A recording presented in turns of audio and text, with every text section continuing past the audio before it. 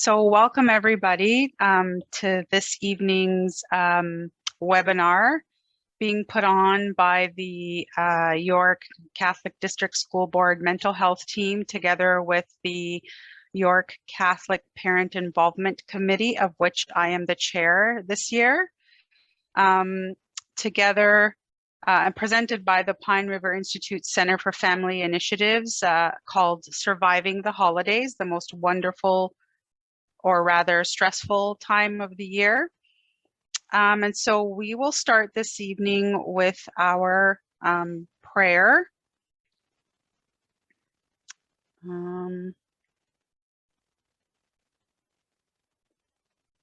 Okay, so I will ask everyone to join in the name of the Father and of the Son and of the Holy Spirit. Amen. Lord Jesus, Master of both the light and the darkness, send your Holy Spirit upon us, upon our preparations for Christmas. We who have so much to do and seek quiet spaces to hear your voice each day. We who are anxious over many things look forward to your coming among us. We who are blessed in so many ways long for the complete joy of your kingdom. We whose hearts are heavy seek the joy of your presence. We are your people, walking in darkness, yet seeing the light. To you we say, come, Lord Jesus. Amen. In the name of the Father, and of the Son, and of the Holy Spirit. Amen. I will now recite our land acknowledgement. We respectfully acknowledge that we are gathered on the ancestral lands and waters of all Indigenous peoples who have left their footprints on Mother Earth before us, those who walk on it now, and future generations who have yet to walk upon it. We pray to the Creator for strength and wisdom, that all may continue to serve as stewards of the earth. And at this point, I will pass the torch on to Michelle. Good evening, everyone. Thank you, Martina. My name is Michelle Prinzo, and I'm the mental health lead here at the York Catholic District School Board. We're happy to have partnered for tonight's webinar with the Pine River Institute. The Pine River Institute is a residential treatment center that serves youth and their families who struggle with addictive behaviors and mental health challenges. Parents and guardians learn and grow alongside their child, participating in a parallel parent program where they learn about adolescent development, why the teen brain works the way it does, and how to support their children. The Center for Family Initiatives is the educational programming branch of the Pine River Institute. CFI was created in response to the needs of families who may have concerns about mental health, but are not needing the Pine River's in-person treatment. CFI hopes to work with families like yours to reduce the stigma of talking about mental health and to offer some tools and strategies that can promote mental wellness. Amanda, our presenter tonight, began her career at Pine River in 2010 and brought with her a strong passion for working with youth and their families to support positive communication and relationships. Through her time at Pine River, she has worked with countless families that struggle with mental health and addictions, first as a frontline worker and then supporting students and their families as they transition out of the program. In 2018, Amanda returned to school and has since completed her training as a relational psychotherapist. As the director of the Center for Family Initiatives, Amanda develops and delivers curriculum to parents, educators, and community partners with the hope of sharing Pine River's experience more broadly. I turn it over to Amanda to now get us started. Thank you for that introduction, Michelle, and thank you everyone for joining us tonight. Before we begin, I just have a couple housekeeping items. This webinar is being recorded, but you will remain anonymous. Your video and your audio have been turned off automatically. We will have about 15 minutes at the end for questions, and we'll do our best to respond to as many questions as possible. Please send your questions through the Q&A feature at the bottom of your screen rather than the chat feature. Sometimes they get lost in the chat feature. After this webinar, you'll be redirected to a post-webinar survey, which is completely voluntary. We use these surveys for research purposes and to better equip our content to suit your needs. Also, I do have a flashing light happening above me. It's not just an illusion. There's nothing I can do about that at the moment, but we'll just have to bear with me in the lighting in this room. So thanks everyone again for joining. I'm going to pull up some slides here that I've prepared for this evening. So yes, as Martina mentioned, while it is titled the most wonderful time of the year, really it should be, the most stressful time of the year, because many of us are facing any number of stresses on top of the couple of years that we've already had. So we're going to go through tonight and look at some of the reasons why this is the most stressful time of the year. Certainly the darker hours and the longer periods of darkness don't help. But we're going to look at things like stress, COVID, family dynamics, and increased pressures to perform.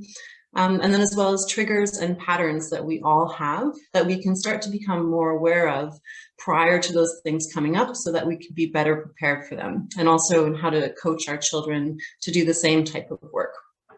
Then we're going to look at expectations versus reality. And finally, we're going to end off on dealing with grief, if that's something that you're also experiencing at this time of year.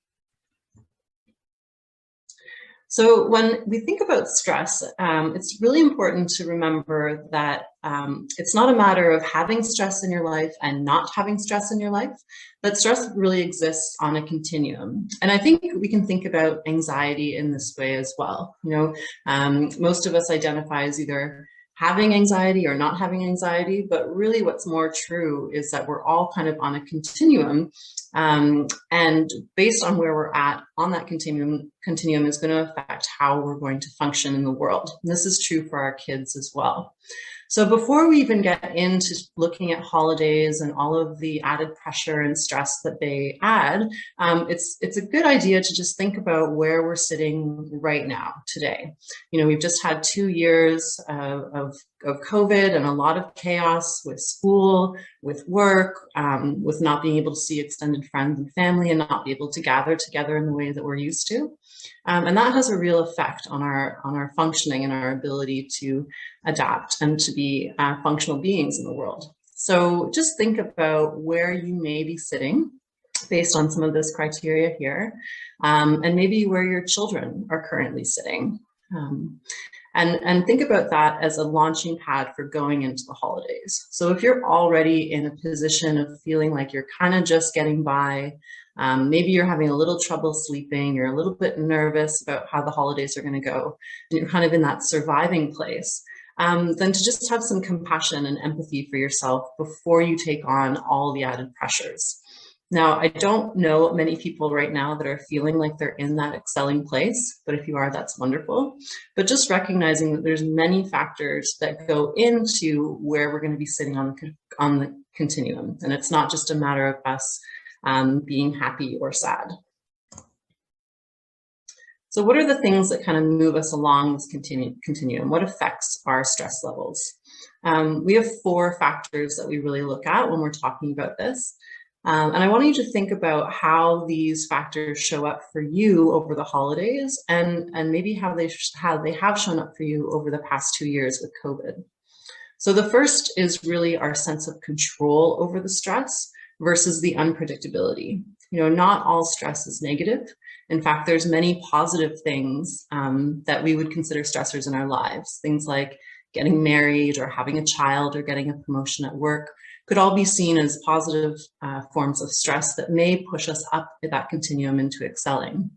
Now, there's also lots of negative stressors, things like COVID, school closures, maybe going to family dinner for Christmas evening. Those are all things that may be feeling more unpredictable. And when we have that unpredictability or that loss of control, it really sends us further into the negative spectrum. So too with safety and danger. So when I'm talking about safety and danger, I don't mean just physically, your physical health, but also your financial safety, your job stability, your academic safety, right? Or your safety in relationships, how safe you're feeling in the relationships you have with others. Again, if we're feeling more safe in our connections, if we're feeling more safe physically in the world, financially safe, we're going to be better off managing our stressors than if we're not feeling that way. The third is connection versus loss. So again, some stressors actually bring people together. Things like natural disasters, house fires, sometimes even the loss of a loved one can really allow people, while they're grieving or while they're going through that, to connect with one another and to share their pain and their stress amongst a community or amongst a family. And while the event is obviously awful and traumatic, it's the bringing together of people that really help to buffer people's strength, really help to buffer the stress level for people. Now, some stressors actually create a loss. And I think we've seen that over COVID, definitely the loss of community and the loss of some of our recreational activities. And those things really affect us more negatively. And this is particularly true for children who are still sort of learning about what is safe in the world. They really need that buffering of connection to help them get through times of stress. But we're going to talk about that a little bit later on. And finally, the last is the purpose meaning, or the emptiness level of the stressor. So if you're finding that you have a lot of purpose in your life, you have a job that you enjoy, or you're volunteering, or you're helping out with the church, things like this can really help you through times of stress. Now, if you're feeling very isolated, and maybe you're not enjoying your work, or it doesn't feel as fulfilling to you, it's going to be harder for you to manage stress. So these are just a few of the things that we can think about that move us along that continuum. So is it really the most wonderful time of the year? Well, I think it certainly has the potential to be, but there's lots of reasons why it can feel like an added thing to do and create more stress for us. And this is just a little list that I've compiled. I'm sure you all have in your own mind things that you're thinking about that are going to create stress in your situation. So this is just a basic list that I have here. And thinking especially from the perspective of your child. So pressure to be cheerful and to enjoy yourself. Now, kids have had a really difficult year, and if you're thinking about where they're at on that continuum, it may be hard for them to just switch gears from being in school, maybe preparing for exams, and then going into lots of Christmas spirit, right? So it's really important that we're able to see where our kids are at, so that we can know how they actually feel rather than what we would maybe want them to feel or how we think they should feel. Right? The more able we are to connect with our child's actual feelings, the safer they're going to feel in connection and relationship to us. So that's going to actually help them deal with their stress better.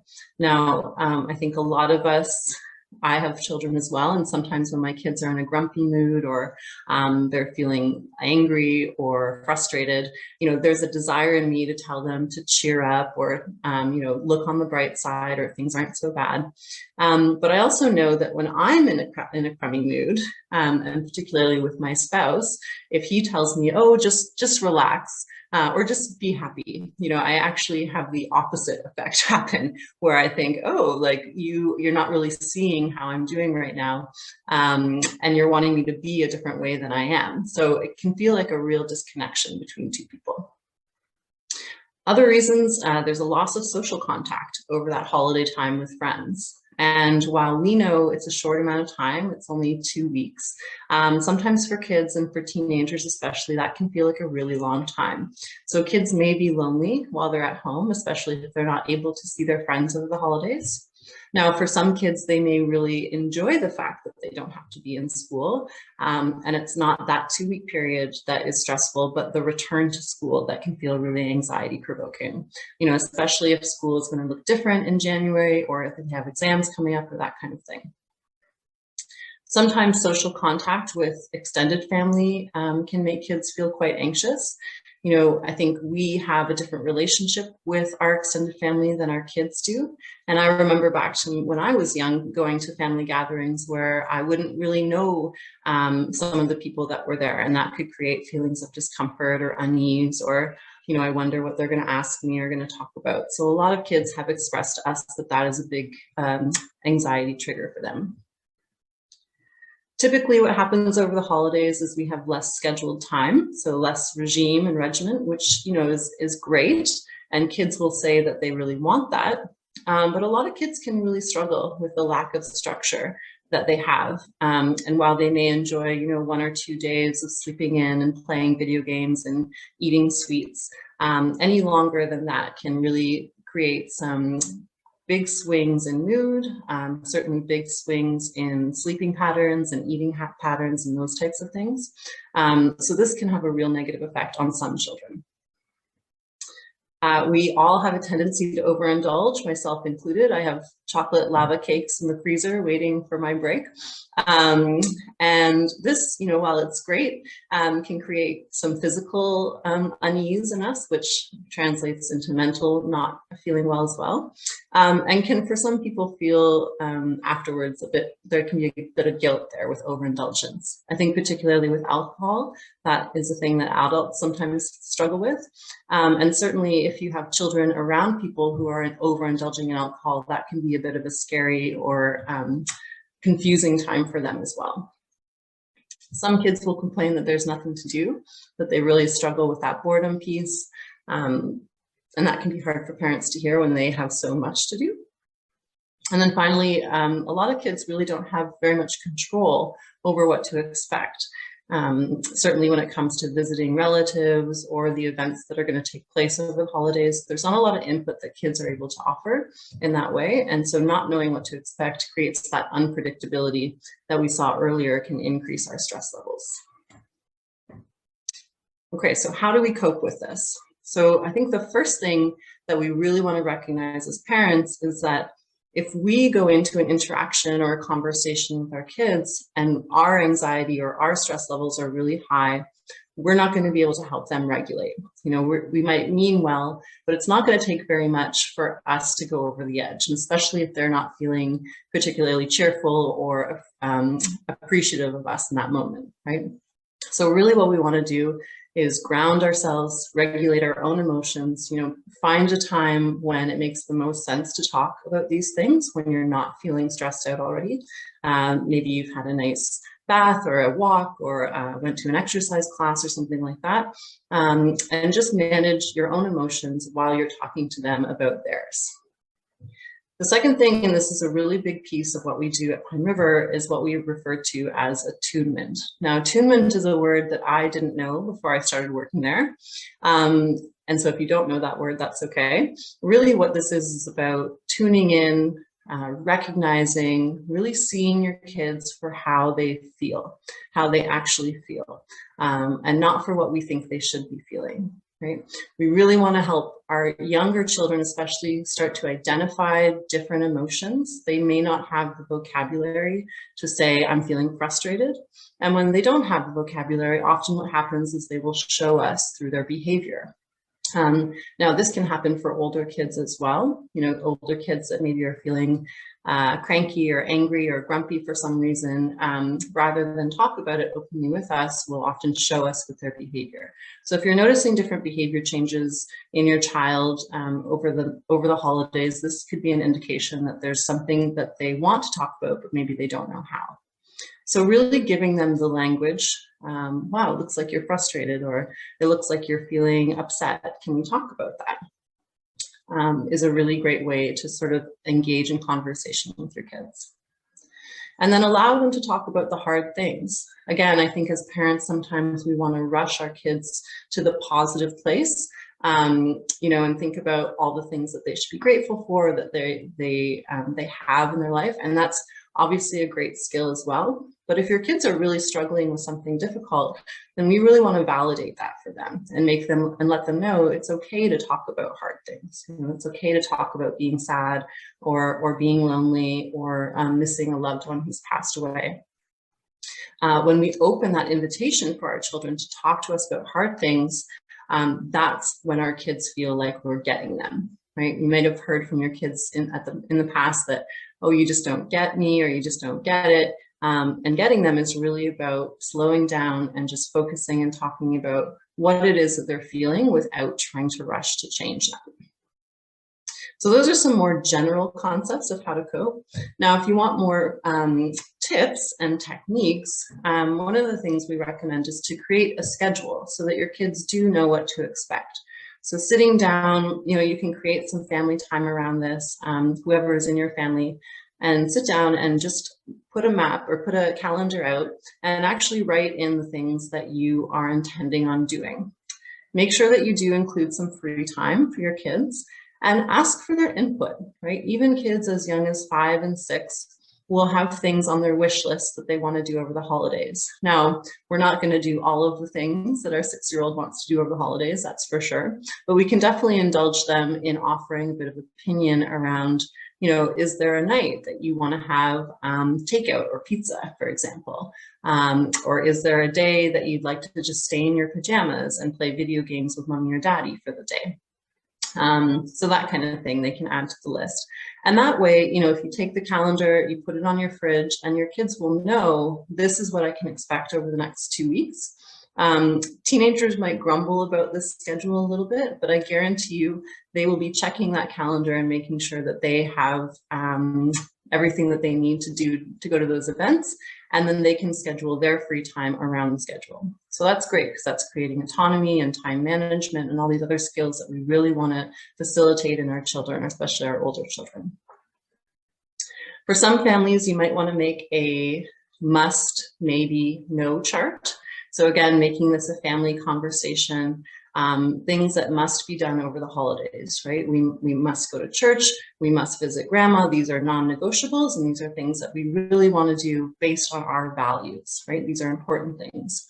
In the maybe column, we can have, maybe we'll go out for pizza, or maybe we'll go ice skating or something like that.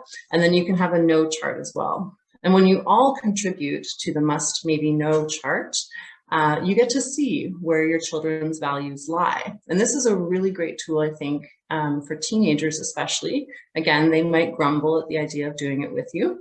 But once they start to talk about the things that are musts for them or are no's for them, you're going to get a sense of what's really important to them. And then that can create more opportunity for conversation, right? If they must have a day of playing video games, you can have a conversation with them about, well, what is it about the video games that you like so much, or why does that feel so important to you? Again, not with judgment or any shaming, but just to be curious and open about that. And then finally, you can discuss with them ways that they're going to manage their stress. So be upfront about the fact that holidays are stressful. We all know it. Sometimes we try to deny it or to hide it, but your kids know it too. And I think by sharing with them, hey, the holidays can be stressful for me. This is something that I'm going to do for myself to manage my stress. What do you think that would work for you? What do you need over the holidays to help you manage your stress? Or what are the times that you're anticipating being the most stressful? These conversations are really going to generate a lot of information for you. And again, they're going to create that safety in relationship between you and your child, so that when things do get hard, they're going to come to you to talk about them. Okay, so family dynamics on their own can be incredibly stressful. And I remember seeing and hearing this quote a few years ago and thinking it was absolutely perfect to describe some families over the holidays. Now, some families are really well connected and they really enjoy that time together. But even with all the enjoyment and the connection, there can still be things that pop up that create stress for us. So sometimes we might feel guilty or obligated to do things that we would really rather not, especially if this is something of a tradition and that it's something that we always do. So just being aware of that, is this something that I want to do, or is this something that I'm doing out of a sense of obligation? Now, that doesn't mean that you have to avoid all of those obligation parts. Sometimes that's a part of life, but just recognizing that if that's taking up a lot of your holiday, that's going to be really difficult for you to get through. Being able to say no to some of the things that you maybe are on your maybe you're on your maybe column, right? If they're not real musts for you, that maybe it is okay to say no, particularly this year when we have so much other stuff going on and when gatherings are limited as well anyway.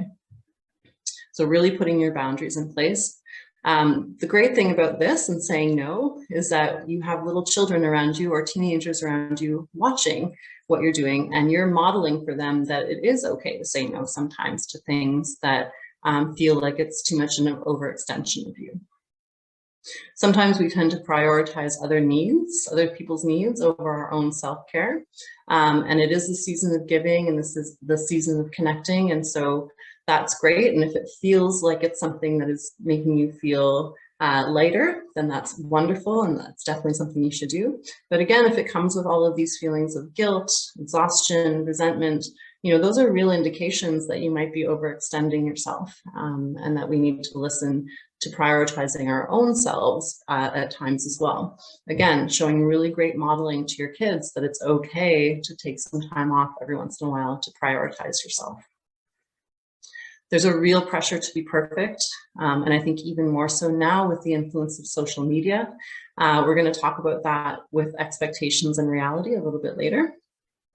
And sometimes there can be a comparison among family members. This can happen in your own sort of nuclear family in your home, but definitely in bigger family settings where there can be this feeling of, am I keeping up with, you know, my brother and sister, or am I doing as well as my in-laws? So that idea of, do I measure up? And sometimes this will happen for your children as well, particularly if there's lots of other youth at gatherings around you. Sometimes there's unresolved family conflict, or what we call family secrets, things that are very known to everyone but are not often talked about. And those can be confusing pieces for your children to manage as well. And then again, I've mentioned before, overindulgence with food and alcohol. You know, sometimes that can be very wonderful, and sometimes it can feel very upsetting to see other family members engaged in things that, that don't make you feel like you want to be around them. Okay, so how do we cope with all of that? Feels like a lot. And I'm definitely not suggesting you don't spend time with your family. I think that that's very important. But really, I think the first thing that we need to do is make a list of what is important to you, your values and your priorities.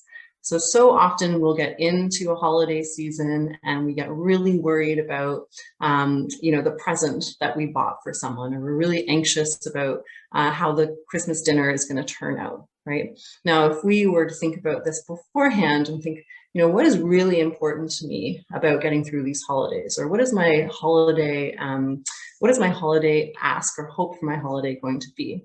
That can help us recenter when we're in those times of stress and think, is this something that I'm really bothered by, or is it just like a minor inconvenience? So if you think about certain values, whether it's your religion, your spirituality, time at home with family, you know, spending time doing volunteer work or spending time being active outside, we can have a very wide range of values, and a lot of different values can exist even within a nuclear family. So getting a sense again from everyone in your household of what are your values and what do you want to make sure you're prioritizing this holiday season. Picking one or two each, and then kind of just sticking with that as your baseline, and everything else that kind of comes on top of that can be sort of, you know, if this works out, that's great, and if it doesn't, it's not going to be that upsetting. Being honest with yourself and others about what it is that you can do and what feels like too much.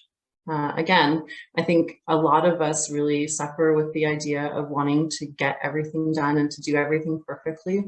And this can actually create a negative modeling for our children who watch us, you know, go through these periods of time and think that that's the way that we should all be living. And it can create a lot of pressure for kids to be perfect or to do it all, which can really be hard on them, especially after the year they've been through. I mentioned before, paying attention to feelings that you have, like resentment, like anger and frustration.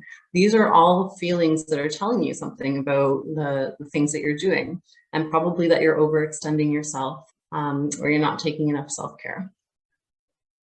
So ask for help and delegate responsibilities. You know, if your kids are bored and they have nothing to do, create fun things for them to do around the house. You know, if you have older kids, maybe they can do the grocery shopping. Maybe they could plan a dinner one night.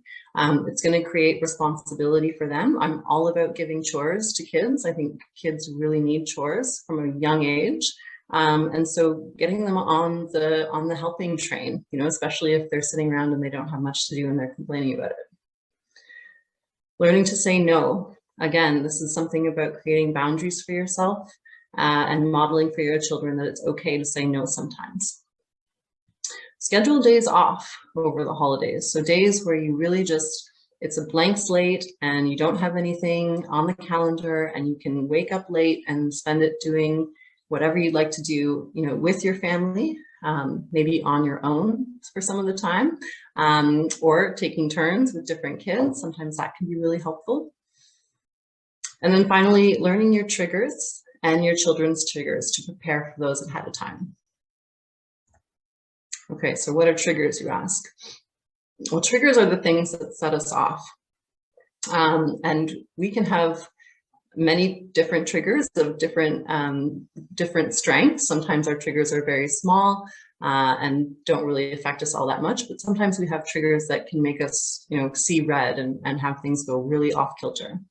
They result in a reaction that is very difficult to control. And I think this is the thing that we need to remember with our children as well, is that sometimes when our kids get triggered, just like when we get triggered, the reaction is very automatic. So it's almost like a fight or flight reaction happening in your body, where you might say something or do something or run out of the room and start crying. And there isn't really a lot of control over that, especially if it's something really significant for you. And that's okay, right? What we want to do then is come back and repair and take accountability for that, but recognize that in the moment that that's just part of being human, and it happens to all of us, especially over the holidays. So it's not that we should avoid the triggers or try and do our best to get around them. Sometimes they can't be avoided, but that we want to recognize ahead of time that these are things that are going to set us off, and we're going to do our best to sort of regulate our emotions, take care of ourselves leading up to the event, and then maybe have an escape plan if we need to. So triggers are very subjective. Every person in a family may have very different triggers, which is actually a good thing, because if we were all triggered by the same thing, that could be very bad. So when you're noticing your child having a reaction to something that wouldn't cause a reaction in you, try and be curious about that rather than being judgmental or telling them that it's not a big deal, right? So perhaps your son or daughter doesn't like going to grandma's house for Christmas. And that really affects you because you really love going to grandma's house for Christmas. So rather than trying to get your child to suddenly be happy about it, get curious about why it is that they don't like going. Maybe there's a perfectly valid reason that you haven't thought about before, and it's a simple fix. And it's only a matter of having an open conversation that could cause a different reaction for them. Sometimes and oftentimes our triggers will go unnoticed until someone points them out.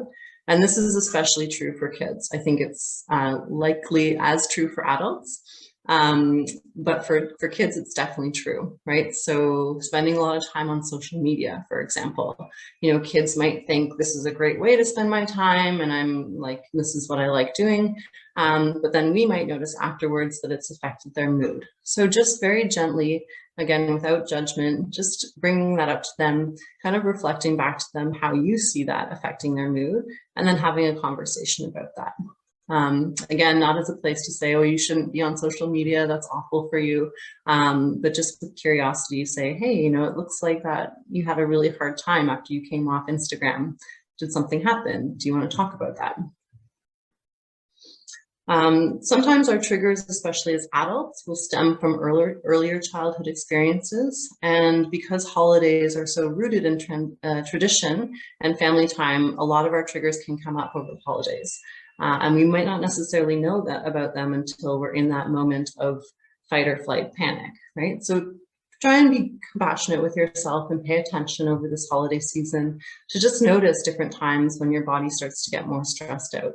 Sometimes it can be even a word or a smell that you hear that causes a reaction. And so just to try and be curious about where that comes from for you. So how do we cope with triggers? I think I've shared a little bit of this already, but try and know ahead of time what they are. Some of us are really well versed in this, and some of us have never thought about this before.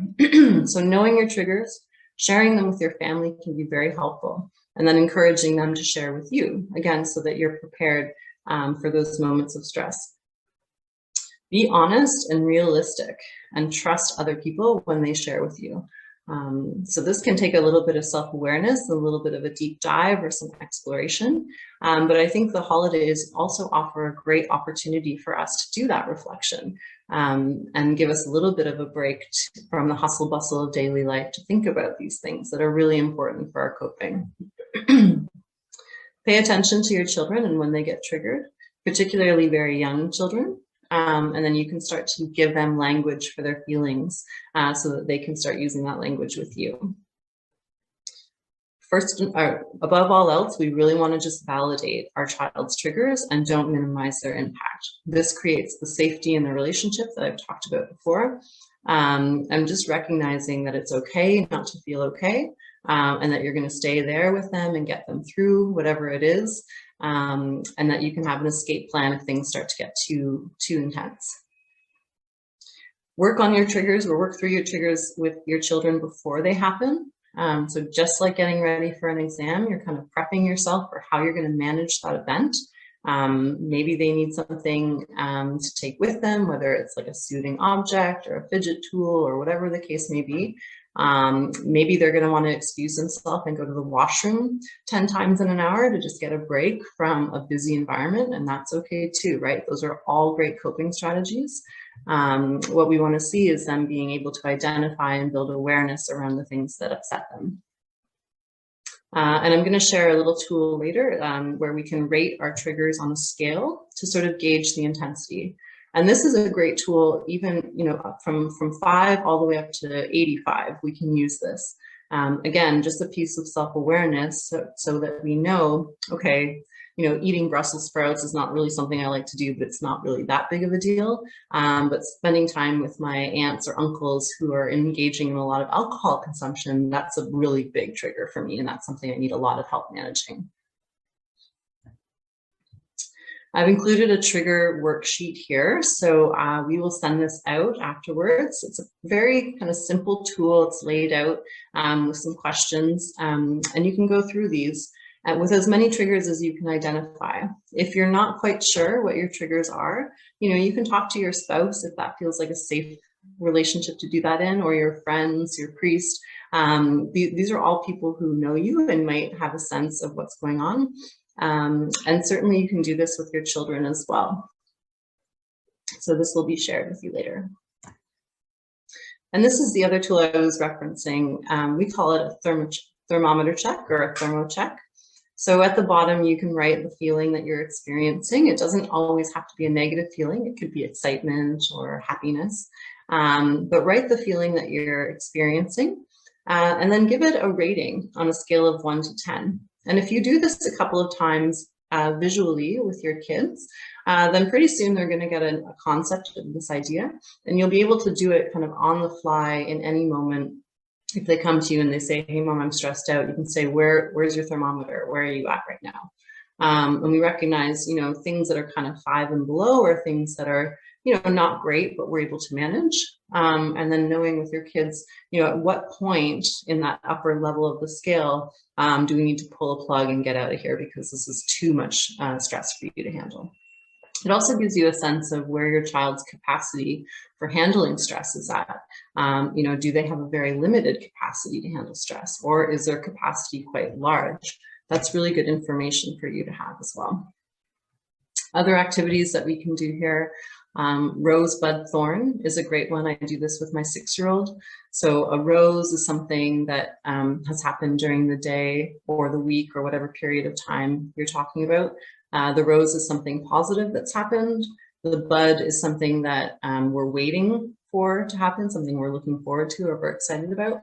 And the thorn is something maybe negative that's happened. So again, remembering that we don't just want to focus on the positive things, that it's really important that we encourage kids to talk about the difficult things with us as well. So you can do these daily.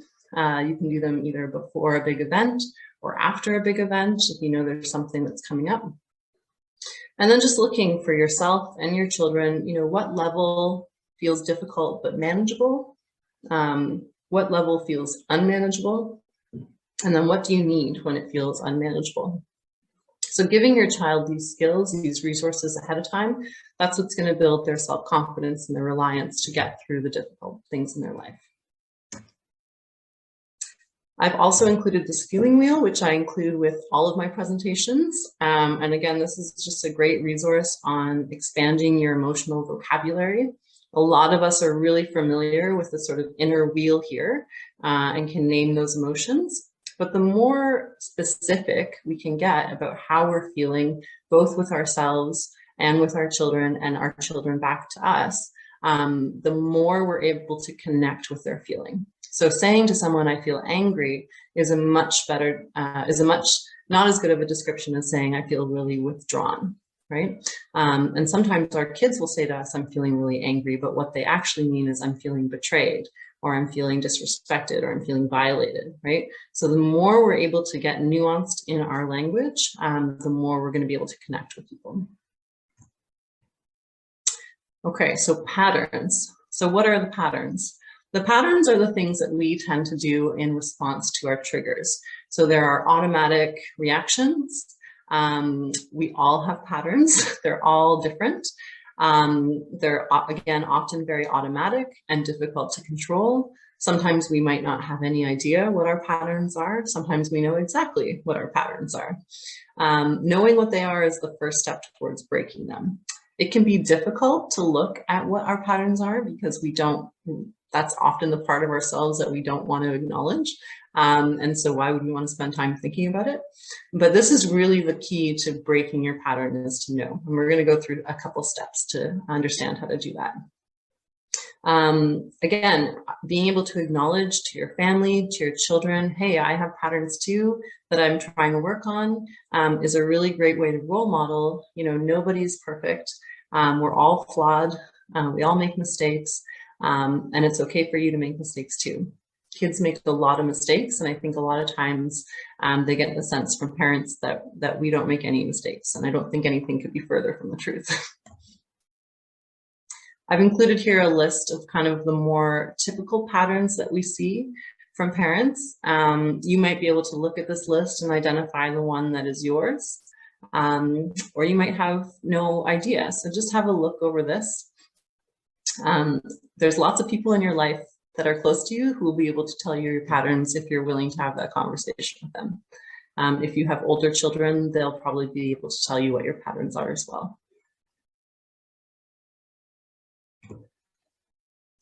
And patterns can really become the elephant in the room, right? The thing that we don't want to talk about, but that is very obvious to all those around us. So I like this image. This is the reason why we don't want to talk about our patterns or about those difficult things. But again, it's really important to do, especially if you're about to spend a condensed chunk of time together. Okay, so how do we get out of our patterns? Well, step one is self-knowledge, as I've said. We tend to see ourselves in a skewed way. So we'll either see ourselves more positively or more negatively than what is actual reality. And acknowledging that we need to identify our patterns is very hard and takes a lot of compassion for self. Again, it takes a bit of that grounding and regulating of your own emotions first, so that we can really be truthful with ourselves. Get feedback if that feels okay. You know, you can talk to your friend, to your priest, to your spouse, to gain some awareness if that feels like a safe connection for you. And then, as I said, you know, ask your kids, because they definitely know what your patterns are. So step two is to develop your own capacity to tune into your emotions, right?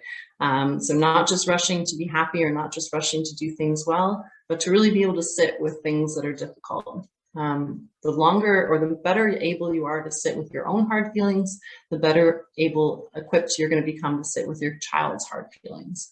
And we really want to be the safe place for them to come land when they're experiencing difficult things. We don't want them to go to the internet. We don't want them to always have to go to their friends. We really want it to be us that they come to. So really creating that connection and that safety. Having a sense of what happens for you when a trigger happens. So when so-and-so did blank, I did this, right? There's a cause and effect there sometimes. And just recognizing that and keeping track of that. Sometimes writing it down can be helpful. We do feelings journals at Pine River where we identify the things that are difficult and write them down. Again, the temperature read, the check-ins, mindfulness. And mindfulness is not what you might think of that meditation, stillness, silence, but of just really, it should say mindfulness. So thinking about what you're thinking about. Prayer can be a great way to do this, right? This is a great opportunity to just pause and reflect and to think about what's going on for you over the course of the day. Therapy is great. I'm a little biased in that regard, obviously. And then being, you know, a part of a congregation or talking to your priest can also be great ways to do this. Watch out for should or shouldn't. And this is a little tip. So these are two words that we use all the time. You know, oh, I should go to the gym. I should be more grateful. I shouldn't have eaten that chocolate cake. These are all things that we do. And it's kind of a way that we end up self-shaming and getting into a place of, you know, feeling bad about the things that we've done or the things that we're feeling. So just pay attention to how often you're using those words, and particularly in reference to how often you say them to your kids. You know, you should feel better, or you should feel happy, are all ways that we're really disconnecting from how they actually feel. Now, things like you should clean your room and you should take out the garbage, those are okay. But when it comes to deeper emotional things, just pay attention to that and notice if that's something that you're kind of trying to move towards a place where your child is not quite yet. And then step 3, accountability. So again, we all make mistakes. Sometimes you know, for a long time when my son was really little, I was a big yeller. And I knew that that was the pattern that I had. And it really created a lot of guilt for me, because usually what would happen is I would have this automatic response where I would yell at something he would do, and then I would leave the room and just feel awful, right? Feel really guilty, feel like a terrible mom, and beat myself up about that. And I found that when I started going back to him, even when he was 4 and 5 years old, and saying, hey, buddy, you know, I'm really sorry that I yelled. That's not something that mommy wants to do. And I owned my stuff. I took accountability for my patterns, because at the end of the day, you know, my patterns are my stuff to work on. And this is a great tool for kids to watch their parents do, is to work on this repair piece. A lot of times we have kids that come into Pine River, and when I'm talking to them, they'll say, you know, I've never had an adult apologize to me in my life, and I'm constantly being asked to apologize for my behavior, right? So we're kind of setting our kids up in a way that they're going to feel bad about their behavior. And if they don't get a sense that it's okay to make mistakes, so long as you take accountability for your actions, then that's going to create a lot of disconnect for them. When we're able to own our part, especially with our children, then they're no longer able to hold that over our heads, right? So if your kids know that you're a bit of a yeller like I was, they can really hold that against you and make that the reason that they're not going to compromise with you or work with you, right? Because you're a yeller and you haven't apologized for that. And as soon as you start to take accountability for yourself, they're no longer able to hold that over your heads. And then they get to focus on their piece instead. Okay, I'm just going to go through these last slides pretty quickly because I do want to leave time for questions. Expectations versus reality. I think this is a really big thing to look at, especially over the holidays, but really over any event. There can be a lot of pressure to be perfect, to make things the way that, you know, maybe our parents did when we were kids, maintaining traditions, especially during COVID, which was extremely hard. And to keep up with the Joneses. This is true for parents as well as children. I think children don't often talk about what their expectations are, or what their feeling of the expectations are. But I think kids do feel a lot of expectations around holidays, academics, mood, certainly the way they look and appear to others. And this has all been made quite a bit worse, I believe, by social media. Now, we're not going to get rid of social media as much as I might like to. It's part of our world, so we need to accept that.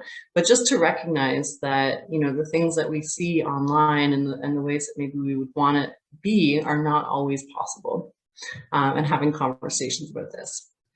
When we have an expectation that we're not able to meet, it can create a lot of disappointment and irritability, which can escalate the conflict between family members. Sometimes, you know, conflict will happen between two people that has nothing to do about the relationship between those two people. It's really about how each of those people is feeling about other areas of their lives. And then sometimes, especially teenagers, what we'll tend to see is when expectations are placed on them that are too high, they will just check out. So they won't even engage. And that is kind of a survival mechanism where they're recognizing, hey, I'm never going to be able to do that thing. And so why should I even bother trying? I think as parents, we can see that as being a lot of empathy, but we we can see that as being apathetic, but we really want to reframe that and look at the situation and say, you know, are there expectations here that my child just knows they're not going to meet, and so they're just kind of checking out before they even attempt. Another thing with expectations is it can really create financial stress, you know, especially around gift giving or making donations, that kind of thing. And we'll overextend ourselves because we are expecting to have this, you know, sort of perfect holiday that's not part of our reality that we can actually manage. So I put this image in here. I don't know if you're familiar with the memes that are happening around expectations versus reality, but this is kind of a nice picture summary of what happens when we see something on social media, or even, you know, comparing ourselves to another person and thinking, yeah, like I'm going to attempt to be just like that, and what can, you know, most likely happen in that situation. So trying to make this you know, cupcake cake, and the way that it turns out is obviously it's pretty hilarious, but it's nowhere near the level that we thought we could attain. And again, going back to your values and priorities, you know, yes, this is probably disappointing that this happened to this person, but does this really matter at the end of the day? You know, you have cupcakes, you have icing, and you're all together. And sure, maybe it's not Instagram worthy, but you know, at the end of the day, is that really what's important to you? So how do we cope with our difference in expectations and reality? Again, deciding what really matters to you. So setting out your values, setting out your priorities, and coming up with a couple of key things. Time together, you know, even if one person is grumpy at the dinner table, you know, ultimately you're all together. And so really just focusing on that and not really needing there to be happiness and joyfulness and cheer.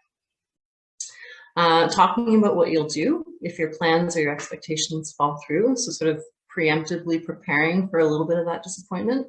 Plan things ahead of time with your family and listen to their concerns, right? So if you have it all in your head that you're going to do this amazing Christmas with caroling and dinners and all of these things, but that's not where your family members or your children are at, that's going to create a disconnect between the two of you. So again, really planning ahead of time. Come up with some compromises with your family members, right? This is part of life, is being able to compromise with one another, and it will model to children that their opinions really matter. So deciding what you can live with and what you can not live without. Does that make sense? Decide what you can live with and can live without, that's it. So that you can set yourself up, right? And set your kids up. Again, having boundaries and saying no when things are going beyond what you're able to manage, what your reality is, being able to say no to that. And then scheduling time for yourself, for relaxation, so that you can decompress between events, especially if you're the type of person to schedule quite a lot, making sure you have downtime. And if it's difficult for you to have downtime, you know, being curious about that and what that's about, and maybe doing your own thing for a couple hours every day so that you can work out some of that energy. Humility and forgiveness are skills that we can cultivate and pass on. And these are great skills for our children to see, and we model them, right? So if our pressure cooker is always really high and our level of expectation is always really high, they're going to see that and they're going to try and match that, and it's going to create a lot of pressure on them. Being able to laugh at your mistakes and, you know, look how ridiculous the Santa cupcake cake is that I made, having some humility of yourself, and then being able to forgive others when they make those little transgressions that you know are not intentional and you know are not meant to hurt you, but are simply the mistakes that we make because we're people. Finally, when disappointment happens, learning to sit with those feelings rather than rushing to find the positive. I think this year there's been a lot of disappointments already. And there's a lot of things that are going on in our lives that our kids do feel really disappointed about, and being able to sit with them through that rather than rushing to fix is really important. Okay, so I do want to take time for questions. So I'm going to just skip ahead here and just acknowledge that Grief is something that many of us do experience over the holidays. You know, sometimes we have lost someone dear to us in our lives over the course of the year, and it's not until the holiday season that it really kind of hits us. You know, those times where we would normally be spending time with that person and they're not there. It's a real loss, and it's a real missing of that person. And sometimes it's not always a person, but it could be a special moment or an event that's been lost due to COVID, thinking about the past year. It's important to recognize grieving in children. We want to acknowledge that. It can look very different from just being sad, right? Sometimes clinginess or anger, behavioral regression, so things like bedwetting or nail biting can all be signs of grieving. And really the best way to cope is, you know, be honest with your child about what has happened, or about the loss of a loved one, if that's something that you're experiencing, and find a way to acknowledge the loss that's suitable for your child's age and maturity.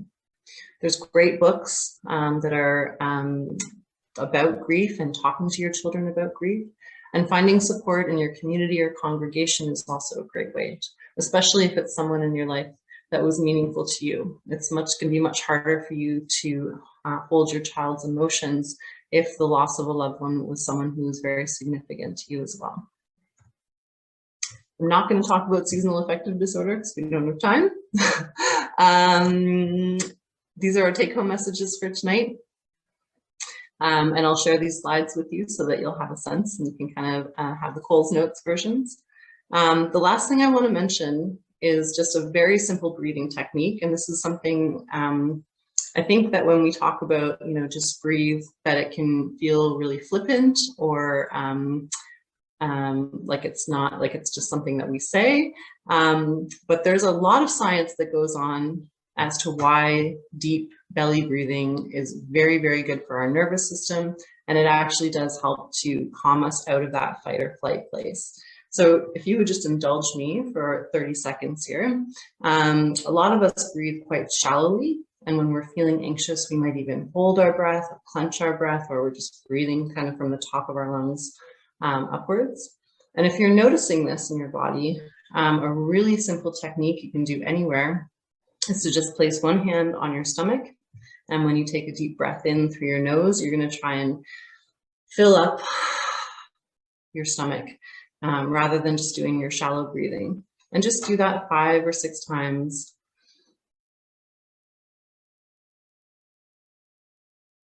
This is something I actually do as I'm trying to fall asleep, because I find I have trouble falling asleep at night.